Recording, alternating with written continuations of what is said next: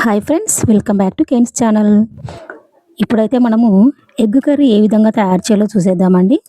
Egg curry అన్నంలోకైనా సరే, చపాతీ, రోటీ వేటిలో అయినా సరే చాలా టేస్టీగా ఉంటుందండి తినడానికి.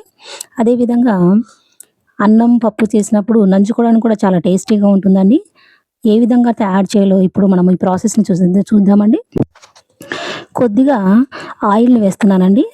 సో, ఆయిల్ వేసేసి ఇందులో సరిపడినంత పోపును వేసేసి బాగా వేగాక ఇందులో నేనైతే ఒక 5 మెంబర్స్‌కి సరిపోయే విధంగా 5 ఆనియన్స్‌ని కట్ చేసుకొని, ఈ యొక్క ఆనియన్స్ ముక్కల్ని ఇందులో వేసి ఆయిల్‌లో వేసి కొద్దిగా సాల్ట్ వేస్తున్నా అండి. సాల్ట్ ఎందుకేస్తున్నామంటే తొందరగా ఆనియన్స్ అనేటువంటివి వేగడానికి వేస్తున్నానండి.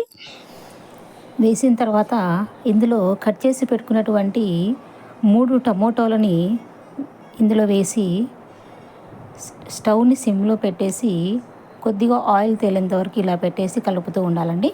సో, కలిపిన తర్వాత ఇందులో కొంచెము హాఫ్ టేబుల్ స్పూన్ పసుపు, కాస్త కారము, అందులో కొద్దిగా కొరియాండర్ పౌడరు వేసి కొద్దిసేపు కలిపిన తర్వాత ఇందులోకి కట్ చేసుకున్నటువంటి హాఫ్ బాయిల్స్‌ని ఇందులో వేసి కొద్దిసేపు అదే విధంగా కలుపుతూ ఉండాలండి.